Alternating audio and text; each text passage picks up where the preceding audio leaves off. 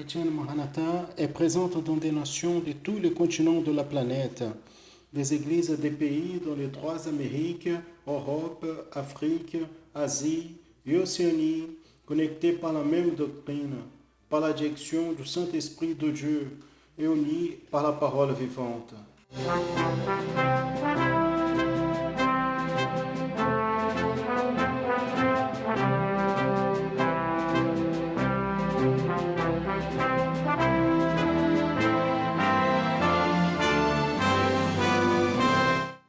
Des frères et sœurs de toutes les parties du monde participent d'un même culte, ensemble, dans un même corps et dans un même esprit. À travers le système de transmission, les membres de l'Église chrétienne Maranatha de toute la planète vivent un moment d'unité et de communion, comme l'ont vécu les Hébreux à leur sortie d'Égypte et les disciples avec le Seigneur Jésus à la veille de sa mort à la croix de Calvaire. Des personnes de toutes les parties du monde sont touchées par l'évangile éternel et par le message du retour imminent du Seigneur Jésus.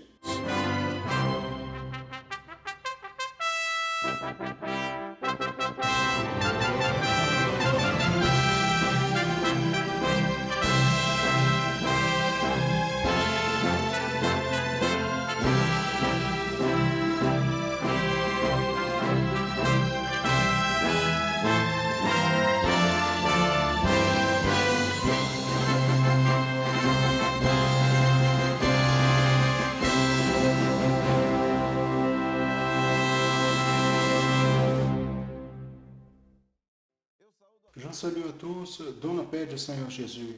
Nous sommes l'Église chrétienne Maranatha et nous commençons maintenant en édition de plus de la programmation en annonçant l'Évangile éternel.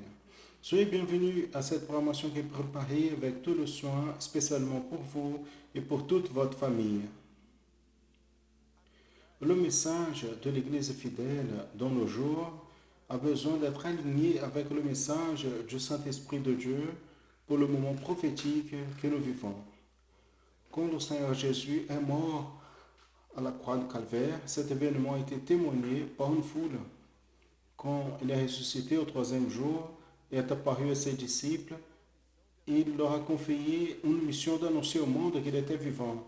Cet a été le grand message du début de l'histoire de l'Église qui ne peut être prêché qu'avec le pouvoir et l'opération du Saint-Esprit dans la vie de ceux qui la propagent. Aujourd'hui, quand le projet de Dieu est dans sa phase finale, et cela confirmé par une richesse impressionnante de signes qui se passent autour de nous et qui sont visibles pour toute l'humanité, l'Esprit de Dieu opère avec grand pouvoir pour donner à son Église la condition d'affirmer que Jésus viendra bientôt. Dans la programmation d'aujourd'hui, dans la leçon du Manaïm, je reçois le pasteur Daniel Moreira et Sérgio Souza pour parler sur la préparation de l'Église pour l'enlèvement, avec la fonction prophétique de l'Arche de l'Alliance parmi nous. Après, dans le volet accessibilité, le pasteur José Nascimento, qui est aveugle, nous parlera sur le travail d'accessibilité de l'Église chrétienne Maranatha.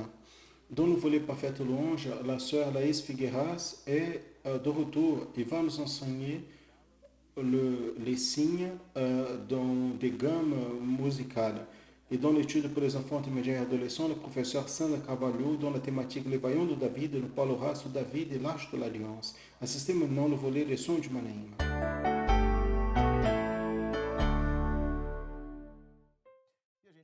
Et nous commençons maintenant le volet Les Sons du Manaïm.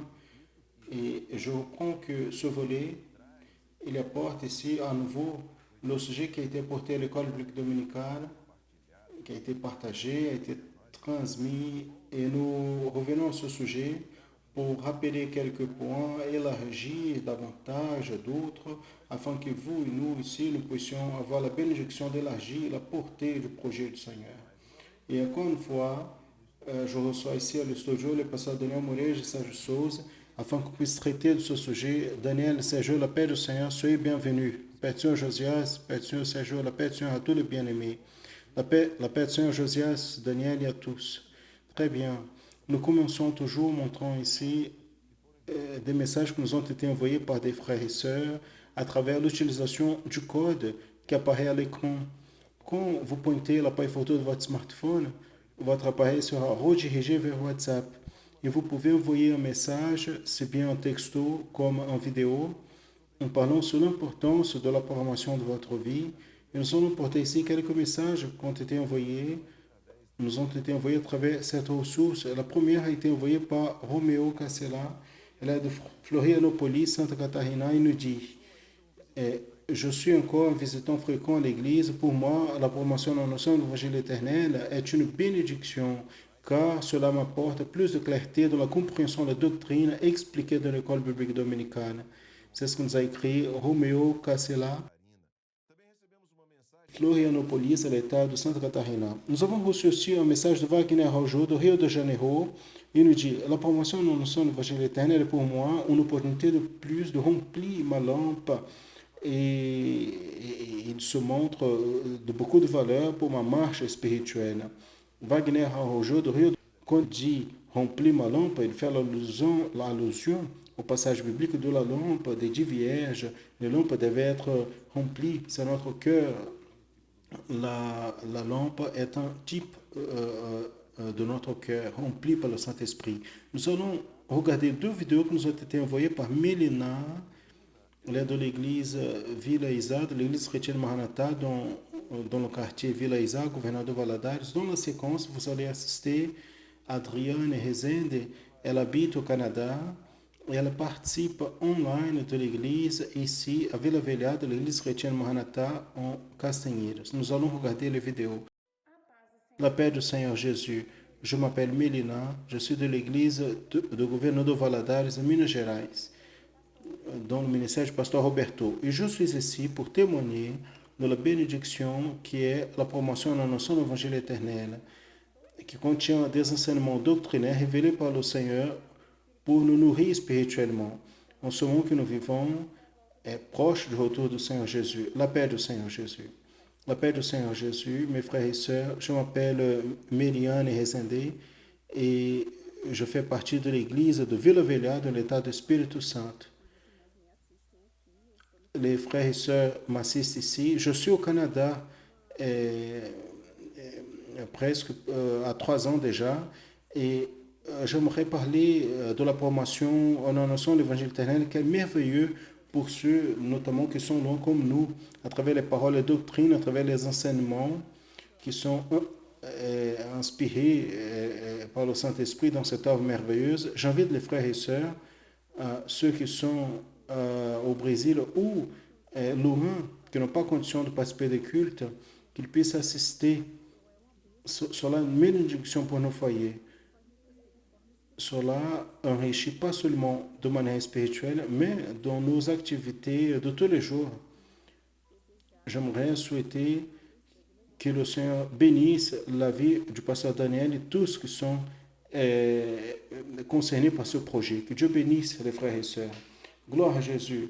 Merci Roméo, Wagner, Mélina et Myriane. Et je veux vous dire encore, le QR code qui apparaît à l'écran, vous pouvez pointer l'appareil photo de votre smartphone, nous envoyer. Nous recevons beaucoup de messages, nous glorifions le Seigneur pour des frères et sœurs qui nous ont envoyés. Et nous devons choisir quelques-uns pour passer ici à la formation en fonction du temps limité que nous avons. Mais si vous nous envoyez, nous serons très heureux de recevoir votre retour, votre information à propos de la programmation et de l'importance de la programmation pour votre vie. Josias, je pense que c'est posté aussi dans Instagram de l'église, n'est-ce pas? Oui. Passons maintenant au sujet que nous allons aborder. Nous vivons un moment prophétique qui est le moment que s'approche avec des grands signes le retour de Jésus. Et en ce moment, il y a une opération, je vais utiliser une expression, une opération différenciée, merveilleuse du Saint-Esprit, une dispensation du Saint-Esprit pour ce moment. Et nous avons étudié l'école biblique dominicale à propos des 3 royaumes, 3 gouvernements, le gouvernement de Saül, le gouvernement de David, le gouvernement de Salomon. Et quelle application prophétique, quel commentaire initial nous pouvons faire à propos de cet abordage de la parole dans l'Ancien Testament en le ramenant vers nos jours et l'opération du Saint-Esprit dans nos jours. Alors, ces trois royaumes, ou les trois rois, qui ont été les premiers rois d'Israël, ont eu des caractéristiques différentes. Et nous avons même parlé la semaine dernière, la marque qui est restée plus caractérisée dans le royaume de Saül a été la désobéissance, l'abandon du projet, de la direction de Dieu. David a été l'opposé. L'obéissance, le cœur, selon la volonté de Dieu, en exécutant sa volonté. Bien évidemment, il a eu ses erreurs, mais il a suivi le plan de Dieu. Et Salomon, qui a été le troisième roi, il apporte un parallèle prophétique déjà de l'action du Saint-Esprit. David, son père, c'est un type du Seigneur Jésus. Pourquoi? Parce que David, il a tout préparé pour l'édification du temple, tout le matériel, et Salomon a fait l'édification. Jésus a tout préparé, est allé à la croix, a versé le sang, est mort et ressuscité, et le Saint-Esprit, il édifie l'œuvre, son Église. Donc, dans ces royaumes, n'est-ce pas, Daniel? Oui, le royaume de Salomon, ce qui complète ce que vous avez dit, est lié au gouvernement du Saint-Esprit. Il a eu deux points importants. D'abord, il s'agit du versement du Saint-Esprit au jour de la Pentecôte. Ça, c'est une préparation pour l'Église, pour sa mission d'annoncer l'Évangile. Nous pouvons même, Josias, voir un texte biblique qui confirme. Oui, on va porter un texte du Nouveau Testament qui confirme ce que vous venez de dire, qui se trouve dans le livre d'Actes des Apôtres, chapitre 9, verset 8, qui nous dit « Mais vous recevrez la vertu du Saint-Esprit qui viendra sur vous, et vous me serez des témoins, si bien à Jérusalem comme dans toute la Judée et en Samarie et jusqu'aux confins de la terre. » Il est intéressant, Daniel, que, et Serge aussi, vous qui nous assistez, il est intéressant que ce moment de l'histoire de l'Église où une foule, Jérusalem était à la fête de la Pâque, il était rempli de personnes, les gens allaient à la fête, la multitude de tous les pas étaient là. Il y a eu une foule qui a vu la mort de Jésus. La mort de Jésus a été témoignée par beaucoup de personnes. Au troisième jour, Jésus il ressuscite et apparaît aux disciples dans la fête de la Pentecôte. Le Saint-Esprit est versé, il commence à prêcher un message que s'il n'était pas rempli de l'Esprit, personne n'allait croire, parce que tout le monde a vu Jésus mourir. Le soldat a mis la lance pour confirmer que ce corps était mort sans vie. Les disciples reviennent et disent, il vit, il est vivant. Il n'a que par le Saint-Esprit, n'est-ce pas? Le message de la résurrection, c'est une opération du Saint-Esprit. Donc, le premier point important, c'était la Pentecôte, le versement du Saint-Esprit, le baptême du Saint-Esprit, afin que l'Église puisse quitter le monde dans sa mission de prêcher l'Évangile. Et l'autre point important, c'est le monde vivant, unique, où c'est le moment où le Saint-Esprit il est versé en préparant l'Église pour être enlevée. Donc, cette Église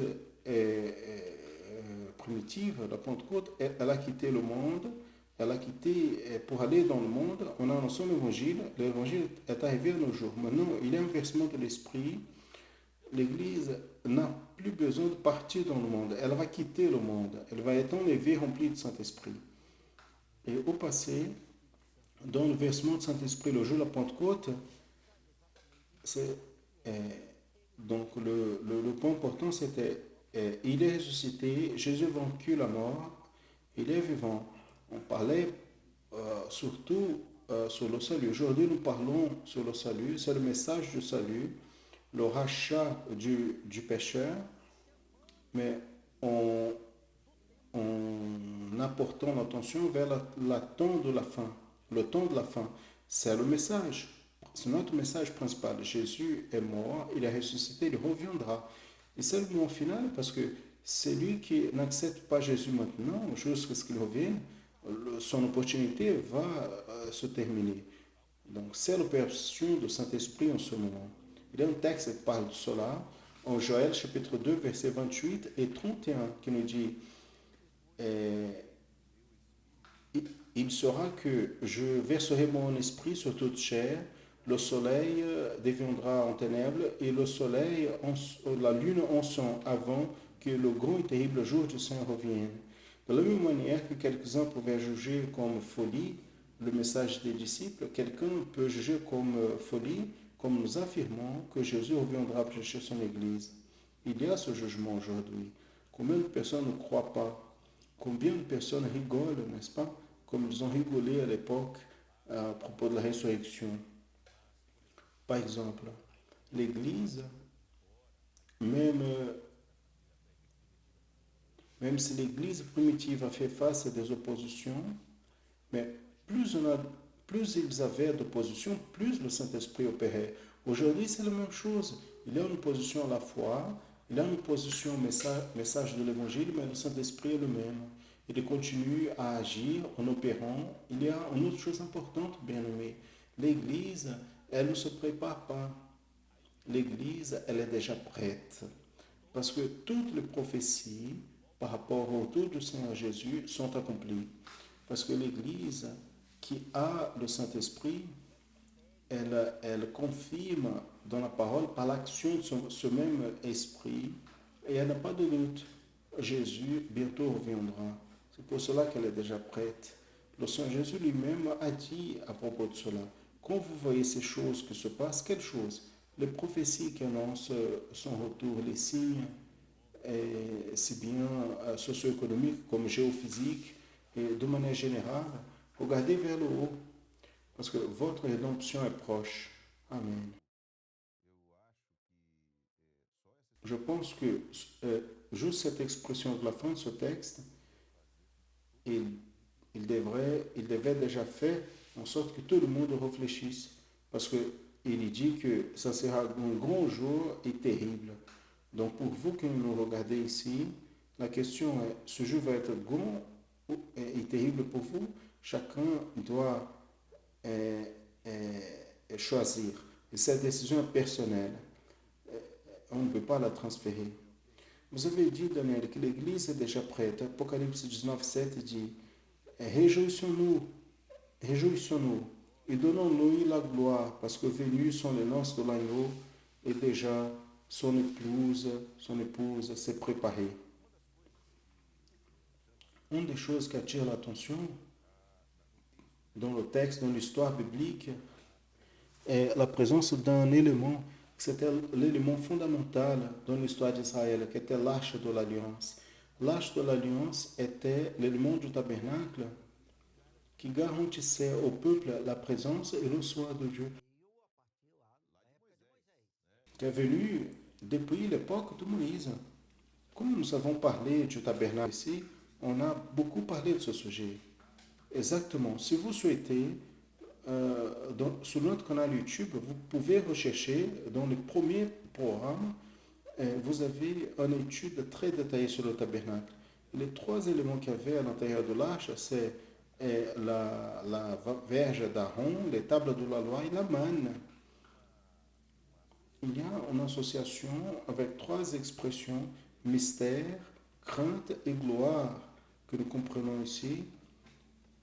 Il y a eu le gouvernement de David, qui est un type de Jésus. Nous vivons au moment de la fin où l'Église se prépare. Comment on peut rassembler tout cela? Tout cela est prophétique.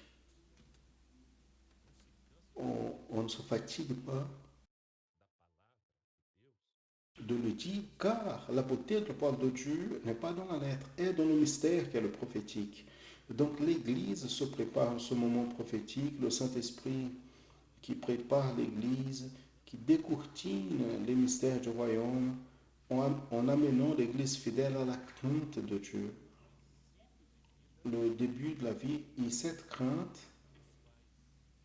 nous fait connaître par la révélation les mystères où Dieu manifeste sa gloire. Donc, mystère crainte et gloire sont liés à la Trinité, comme ces trois éléments aussi dans l'arche, parce que l'arche, elle est toute prophétique.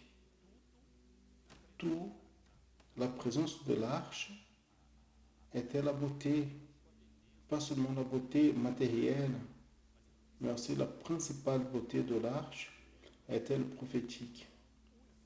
Oui, parce que l'extérieur était d'une beauté unique, quand les éléments que l'arche abritait étaient ramenés, il y avait tout ce caractère prophétique comme ils ont pour nous aujourd'hui.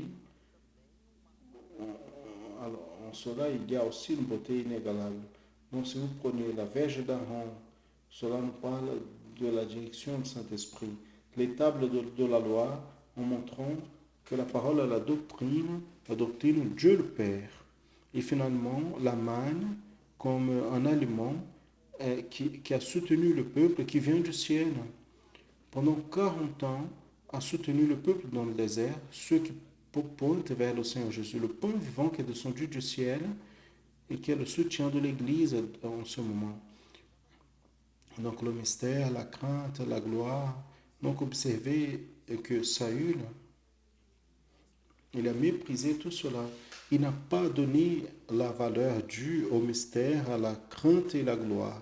Et David a valorisé cela et Dieu a plu et a béni. C'est plus, il a béni David. C'est bien que le temps de Saül, l'arche était avec les Philistins et David est allé chercher et a ramené l'arche à nouveau. Je vais lire un texte de la Bible et là je vais demander que vous puissiez le commenter.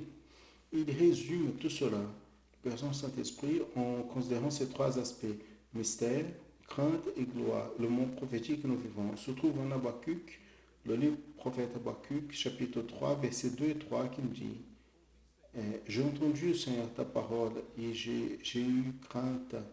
Réveille, Seigneur, ton œuvre au milieu des années. Au milieu des années, notifie-la. Ton haine, rappelle-toi de la miséricorde. Ta gloire a couvert la terre et qui s'est remplie de ta louange. Comment on fait l'application dans la vie de l'Église? Je vais commencer, après vous complétez, Daniel. La crainte, vous avez déjà cité Josias, mais la crainte ici, quand le prophète Habakkuk fait cette prière, il fait la référence aussi, Seigneur, moi j'ai eu la crainte à partir de ta parole. J'ai entendu la parole et j'ai eu crainte.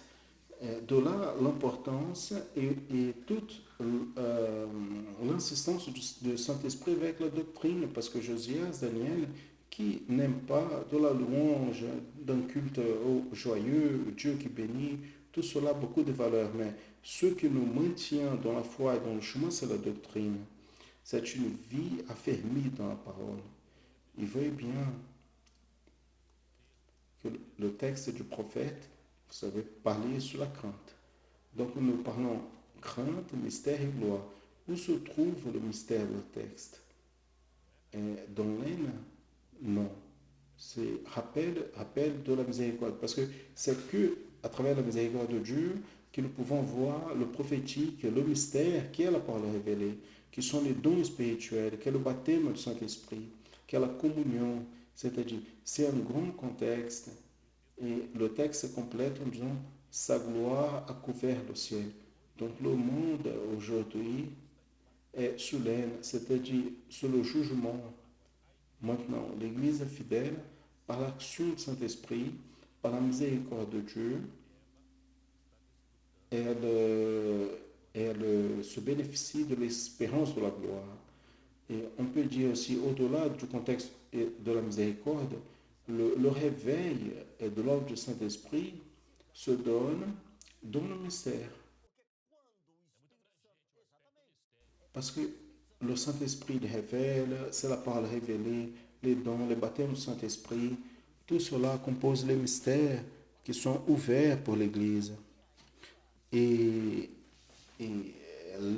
ce jugement vient à travers les signes prophétiques que vous avez cités ici, Daniel. Donc c'est la famine, la peste, la guerre. Nous sommes dans ce contexte comme Église aussi. Et nous souffrons des effets. Et cela est autour de nous. La multiplication de l'iniquité et ainsi de suite. Mais celui qui est dans la crainte, la gloire du mystère, il a de la miséricorde. Il est baptisé par le Saint-Esprit. Il y a dedans Dieu au Père. Et tout cela, tout ce trio est crainte, mystère et gloire. Tout cela a une origine sur ce que vous avez dit, sur la parole. Donc la parole révélée qui apporte cette crainte au cœur de l'homme. La révélation du mystère, l'espérance de la gloire. Gloire à Dieu. En revenant à l'arche de l'Alliance encore, en parlant encore de cet aspect de l'arche, que je redis, a eu un rôle essentiel dans l'histoire d'Israël. Quelle est l'association que nous pouvons faire avec l'arche et notre marche, notre trajet, Église qui se prépare pour le retour de Jésus? Bien, l'Église, elle est dans le parcours entre sa marche ici en terre et son arrivée à Jérusalem céleste. Israël aussi, il a fait un parcours entre l'Égypte et la terre promise, Canaan. Et quel a été le secret pour Israël dans cette marche? Un des secrets est exactement l'arche de l'Alliance, qui était la présence de Dieu au milieu du peuple. Et afin d'usufruire de cette présence, on avait besoin de voir que le peuple est partout, la crainte, pour avoir l'accès au mystère et la gloire de Dieu. Donc nous pourrions dire, Daniel, que de la même manière comme Israël dans la marche dans le désert a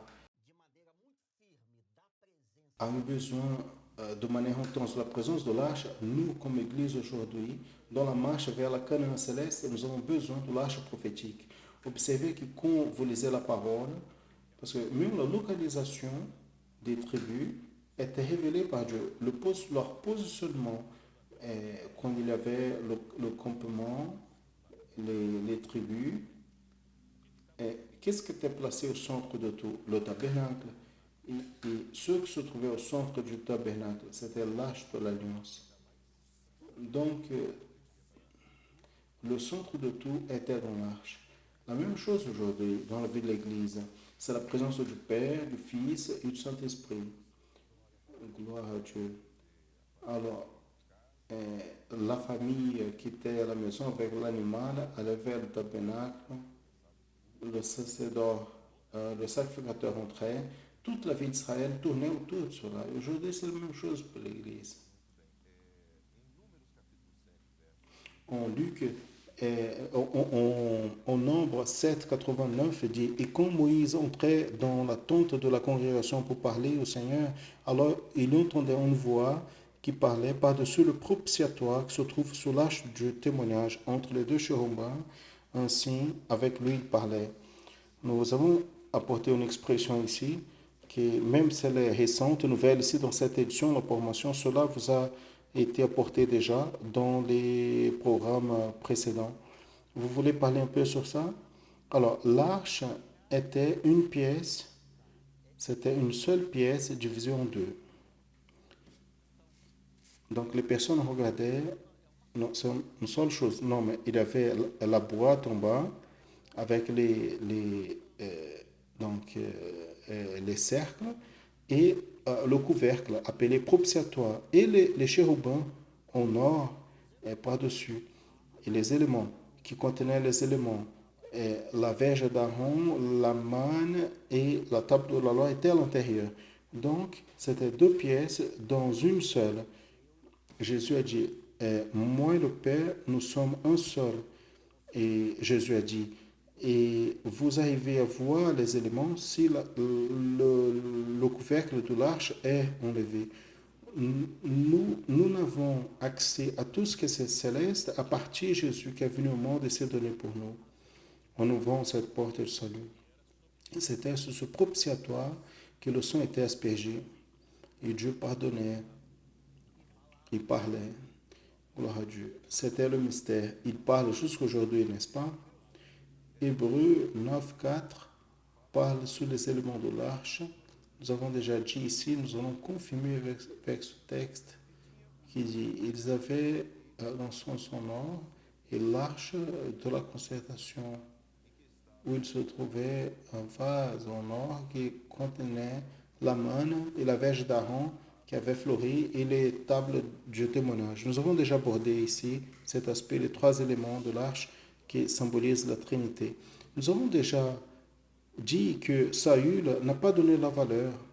Donc la question est, quelle a été la conséquence dans sa vie? Il a arrêté d'entendre la voix du Seigneur, où Dieu ne lui a plus parlé, parce que Dieu n'a aucun engagement avec celui qui méprise le spirituel le prophétique. Il est entré dans une décadence spirituelle si grande, est triste de parler de cela. Si grande, parce qu'il a été loin, la Bible dit qu'il est arrivé à prophétiser, il finit ses jours devant une sorcière. Quelle décadence! Parce qu'il a abandonné, il a méprisé l'arche de l'alliance. Ceux qui confirment, nous disons toujours qu'en vérité, il n'existe pas, je suis sauvé, j'ai reçu une bénédiction et point. Non, vous devez confirmer tous les jours votre foi, votre salut en vivant sanctification. Gloire à Dieu. Dieu a fait l'homme pour être avec l'homme, n'est-ce pas? Afin que l'homme puisse le retrouver, afin que l'homme puisse entendre sa voix. Donc, à l'Éden, le Seigneur visitait l'homme tous les jours au coucher du soleil pour le visiter, afin que l'homme puisse avoir la bénédiction d'entendre sa voix. Quand l'homme méprise cela et laisse entendre la voix du Seigneur, il y a un texte en 1 Samuel chapitre 28, verset 6 qui dit, il a demandé Saül au Seigneur, mais le Seigneur, ni par rêve, ni par Urim et Tumim, ni par des prophètes. C'est-à-dire, celui qui abandonne la bénédiction du Seigneur et entre par le chemin de péché, il perd cette merveille qui est l'entendre la voix du Seigneur. Observez que Dieu a plusieurs manières de parler. Il y a plusieurs manières de parler au cœur de l'homme. Ça peut être en train de parler à votre cœur, à votre famille, mais malheureusement, parce qu'il a méprisé l'arche, parce qu'il a désobéi les orientations du Seigneur, Saül n'a plus entendu la voix du Seigneur. Et celui qui abandonne l'arche, celui qui laisse le spirituel, le prophétique, il peut entendre la voix de la raison, de l'argument, de la religion, de la théologie, il peut entendre n'importe quoi. La voix du Seigneur, malheureusement, il ne l'entendra pas. Et après qu'il a cherché la sorcière, il a eu la mort. Donc c'était la fin du gouvernement de Saül. Daniel, on arrive à la fin. Déjà, oui, la montre ne s'arrête pas.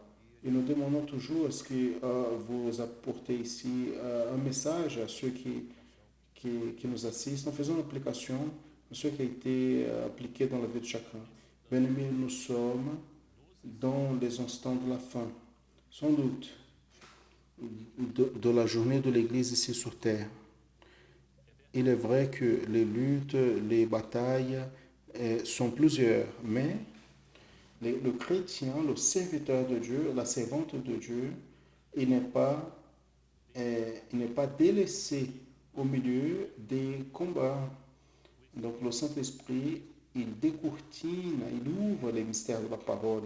Le cœur du fidèle, de l'Église fidèle, a une crainte comme un fruit de la foi en Jésus.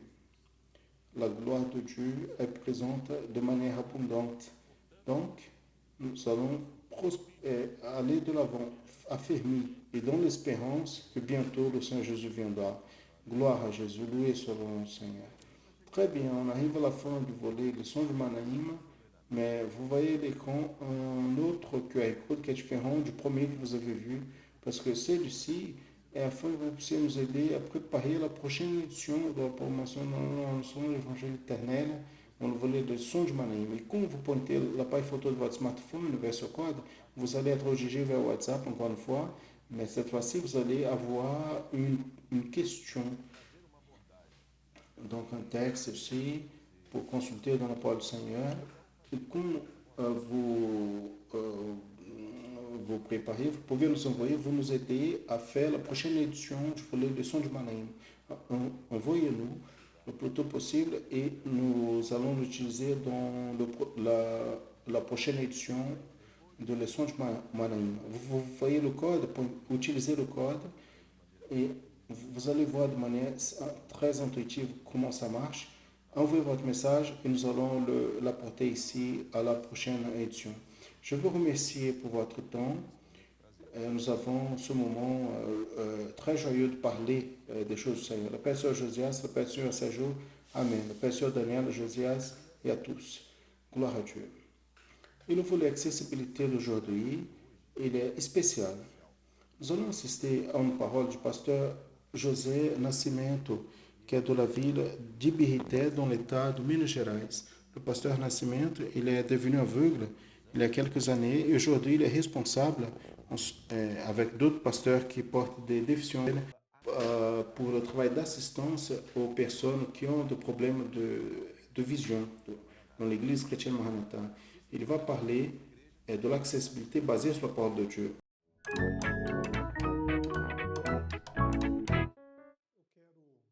Je veux saluer les frères et sœurs dans la paix du Seigneur Jésus.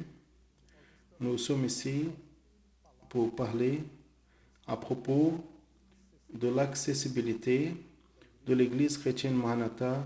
J'aimerais laisser ici pour les frères et sœurs un texte de base en 2 Samuel, chapitre 9, verset de numéro 7.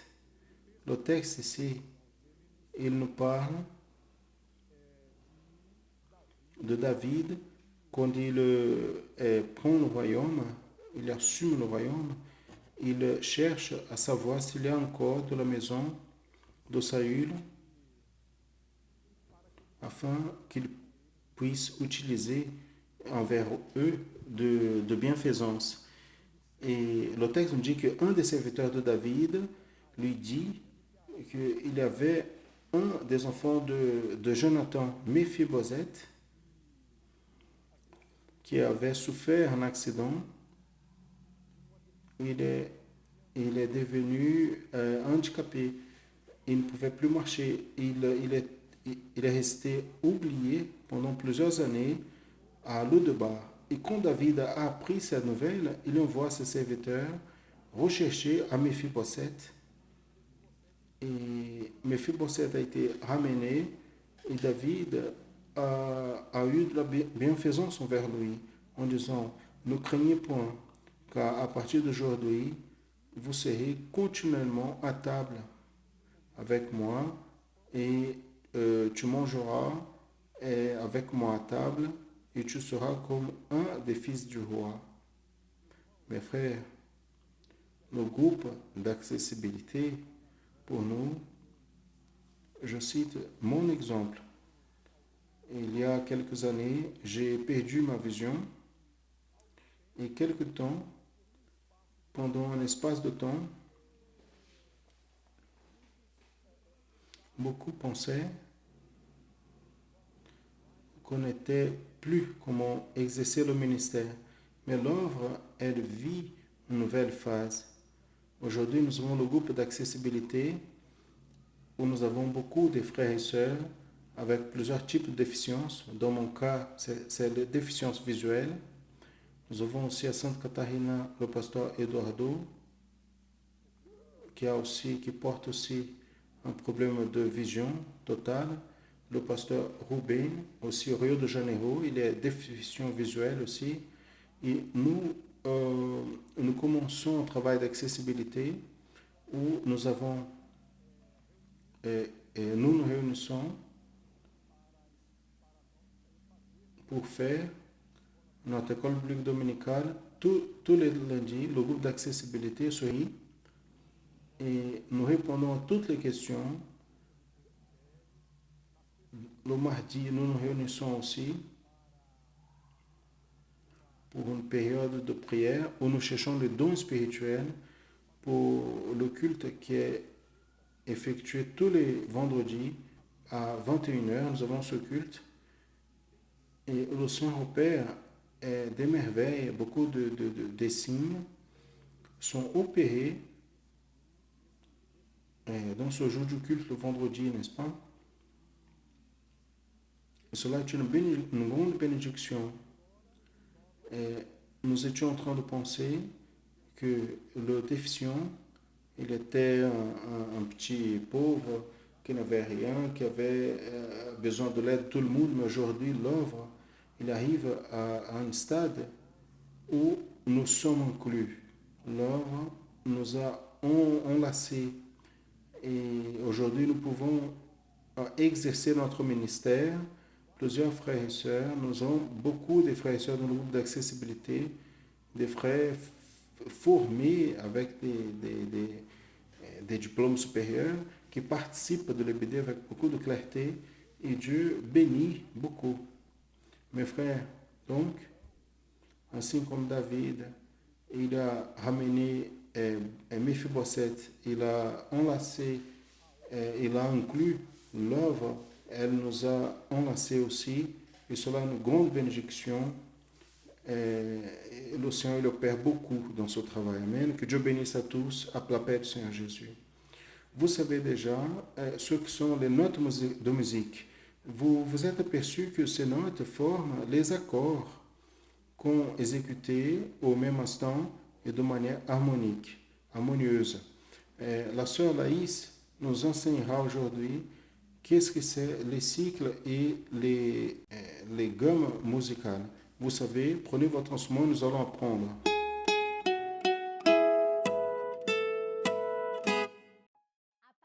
La paix du Seigneur, enfants, intermédiaires et adolescents, nous sommes ici de retour et pour apprendre une nouvelle louange. Avant cela, j'aimerais vous parler un peu sur le cycle des cinquièmes. Je ne sais pas si vous avez déjà parlé, mais c'est quoi les cycles des cinquièmes? Sont les tons de 5 en 5 notes. Comment ça?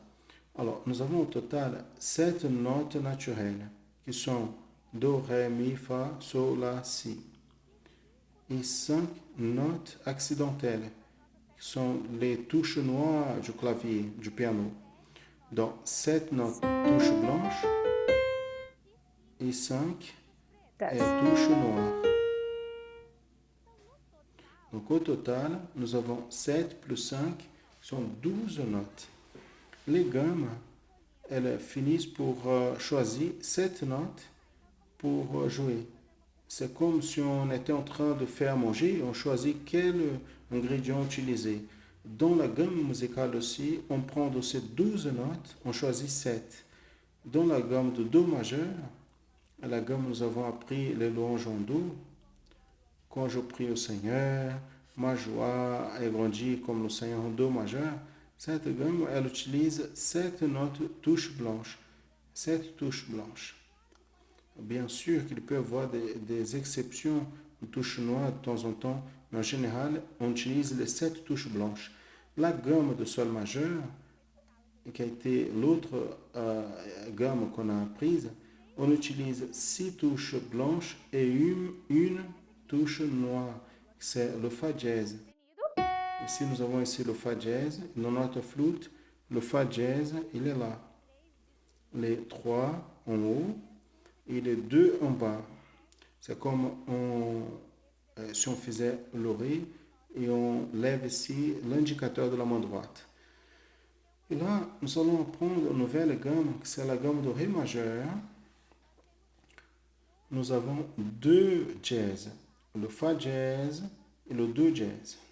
Le Fa dièse ici, c'est celle-ci au clavier.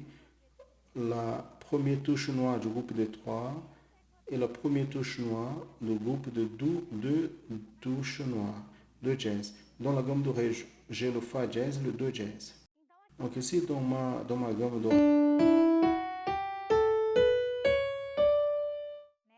n'est-ce pas? Donc 5 touches blanches et 2 touches noires. Nous allons prendre toujours comme ça, de 5 en 5 notes.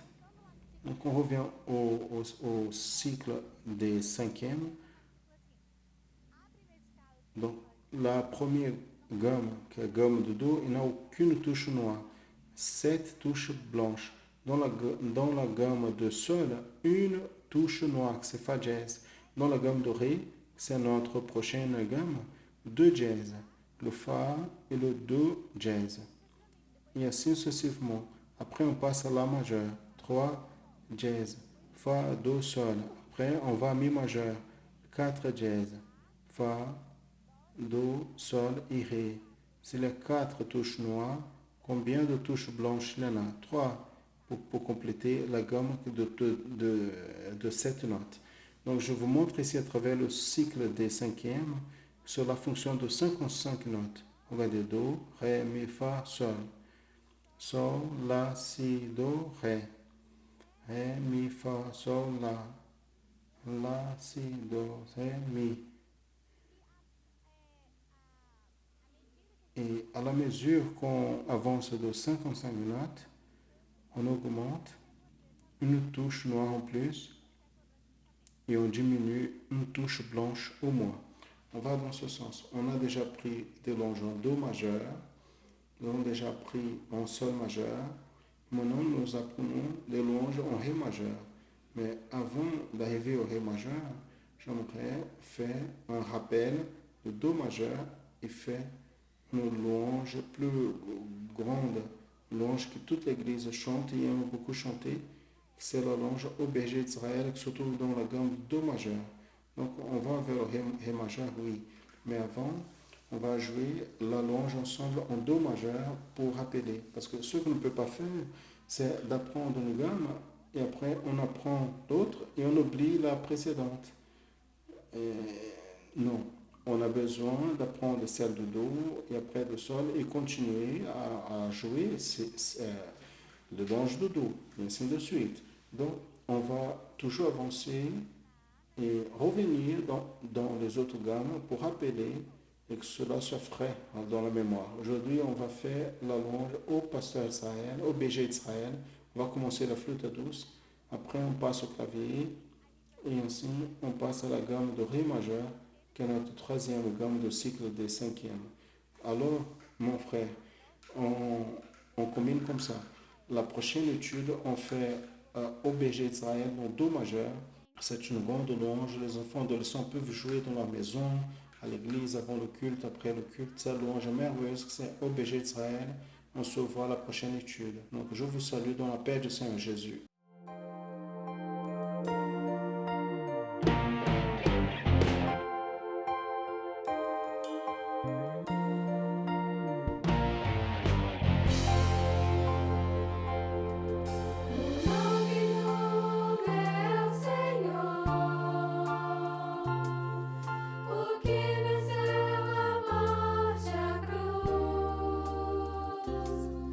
O único que é digno de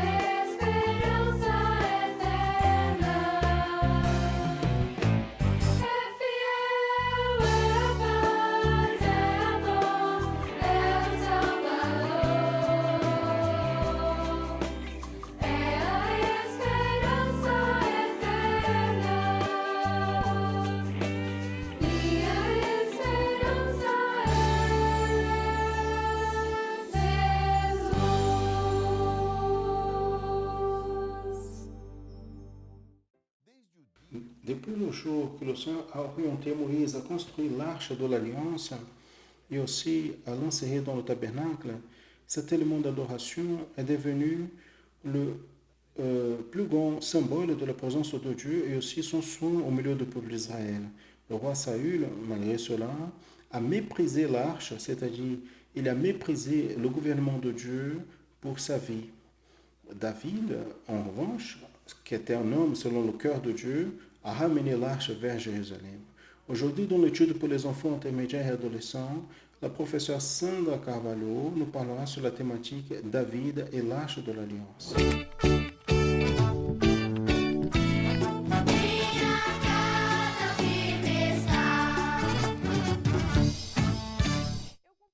Je salue les enfants intermédiaires et adolescents dans la paix du Seigneur. La thématique de notre étude porte sur les vaillants de David. Et dans cette étude, nous allons apprendre sur l'arche de l'Alliance et ce que David a fait avec elle, ainsi qu'il a commencé à régner. Donc nous allons lire ce que dit la parole de Dieu en 1 Chronique, chapitre 13, verset 3. Revenons, allons-y apporter vers nous l'arche de notre Dieu, car on ne l'a pas cherché pendant le jour de Saül. Quand Dieu a enlevé son peuple d'Égypte, il a fait cela avec un objectif, qu'il puisse servir et adorer comme un seul Dieu. Et dans le désert, le Seigneur a révélé à Moïse la construction du tabernacle, un endroit afin qu'il puisse habiter au milieu de son peuple. Et dans le tabernacle, on trouvait l'arche de l'Alliance. Elle était complètement remplie d'or à l'intérieur et à l'extérieur, comme on voit ici dans la figure. Et elle représentait la présence glorieuse de Dieu au milieu de son peuple. Pour cela, elle avait besoin d'être valorisée. Mais Saül, qui a été le premier roi d'Israël et a régné pendant 40 ans, n'a pas prêté attention à l'arche de l'Alliance. Il n'a pas donné la valeur à la présence de Dieu dans sa vie, moins encore dans la vie du peuple. C'est pour cela que l'arche est restée oubliée pendant tout son royaume. Et Saül a eu une triste fin. Mais quand David est devenu roi, il a conquéri Jérusalem et appelé le peuple afin qu'il puisse ramener l'arche de l'Alliance vers Jérusalem. David savait qu'il avait besoin de la présence de Dieu. C'est pour cela qu'il donnait la valeur de l'arche au milieu du peuple d'Israël. Et dans l'arche, il y avait les tables de la loi, un vase avec la manne et la verge d'Aaron qui représentait la présence de Dieu Père. Les tables de la loi étaient les commandements de Dieu, la parole de Dieu. Et toute la parole nous révèle qui? Le Seigneur Jésus. Le serviteur fidèle, il n'est pas trompé par les mauvais enseignements de ce monde, parce qu'il connaît la parole de Dieu et elle est gardée dans son cœur. La manne a été la nourriture qui est venue du ciel pour nourrir le peuple d'Israël dans le désert. Et Jésus est le pain vivant qui est dans ce Dieu du ciel pour nourrir notre âme et nous fortifier dans cette marche où nous sommes vers la Jérusalem céleste. Et c'est lui qui a dit, moi, je suis le pain vivant qui est descendu du ciel. Si quelqu'un mange de ce pain, il vivra pour toujours. Et celle-là est notre grande espérance. Nous vivrons pour toujours avec notre Sauveur Jésus. Et la verge d'Aaron qui a fleuri, c'est la présence du Saint-Esprit qui gouverne l'Église. C'est le Saint-Esprit conduit nos vies, les choses du monde n'auront plus la place dans notre cœur. Parce que notre plus grande joie, ce sera de servir toujours le Seigneur Jésus, notre Sauveur. Donc nous avons besoin de comprendre que l'arche au milieu du peuple représentait la présence de Dieu le Père, Dieu le Fils et Dieu Saint-Esprit au milieu de l'Église. Le serviteur fidèle, il valorise le salut en Jésus, la manne, il est gouverné par le Saint-Esprit, la verge d'Aaron il vit sa vie affermie dans la parole de Dieu, les tables de la loi. Aujourd'hui, beaucoup sont comme Saül, mais nous ne voulons pas être comme Saül. Nous voulons être comme David, qui a donné de la valeur à l'arche de l'alliance, à la présence de Dieu dans sa vie. Nous allons être nourris par le pain vivant qui est descendu du ciel, qui est Jésus. Nous allons laisser le Saint-Esprit conduire nos vies et nous allons apprendre les enseignements de la parole de Dieu pour le pratiquer tous les jours. Et ainsi, nous serons prêts pour le jour glorieux du retour du Seigneur Jésus. Amen. Que le Seigneur nous bénisse. La paix du Seigneur Jésus.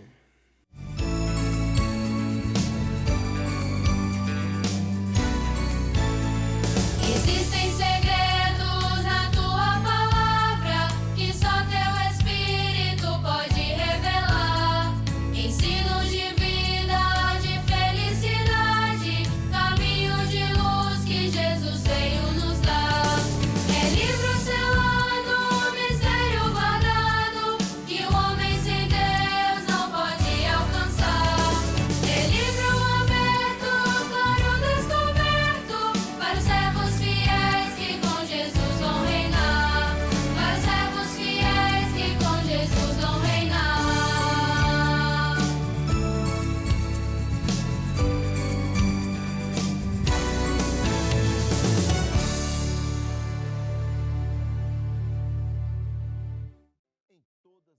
Dans toutes les éditions de cette programmation, nous appelons l'attention vers un projet notable avec des grands résultats. Je ne sais pas si vous savez, mais vous aussi, vous pouvez vous bénéficier de lui. C'est le projet d'assistance spirituelle de l'Église chrétienne Maranatha. Vous voyez comme c'est simple de participer. Il suffit de faire un appel. Cet appel est gratuit au Brésil et vous pouvez l'appeler toujours quand vous avez besoin. Le numéro est celui qui est affiché à l'écran, 0800 707 376. De l'autre côté de la liaison, quelqu'un va vous répondre, va vous donner une parole de la part de Dieu pour votre vie. Il va prier pour vous. Je veux vous reprendre. Tout cela est complètement gratuit depuis le Brésil. Il suffit de pointer l'appareil photo vers le code qui apparaît à côté du numéro et votre appareil sera redirigé vers cet appel. Et encore une chose, quand vous appelez, nous n'allons pas vous demander une offrande, aucune contribution financière. Tout est gratuit et vous pouvez nous appeler toujours quand vous avez besoin. Vous pouvez connaître davantage sur l'Église chrétienne Maranatha et nos projets, accéder à nos réseaux sociaux et télécharger les applications de l'Église chrétienne Maranatha et de la radio Manaïm. Ce que vous pouvez faire gratuitement. Vous pouvez entendre des longs messages bibliques 24 heures par jour. Encore, vous pouvez partager nos contenus. Et un événement, c'est spécial. Et je vous invite à assister ici dans notre canal YouTube, dans notre programmation, l'école biblique dominicale qui est diffusée tous les dimanches à 10h du matin. Vous ne pouvez pas laisser de voir ce contenu. Et ainsi, nous sommes arrivés à la fin de cette édition de la programmation dans le son de l'Évangile éternel. À la semaine prochaine, si Dieu nous permet, nous serons ensemble ici, encore une fois. Maranatha, le Seigneur Jésus vient.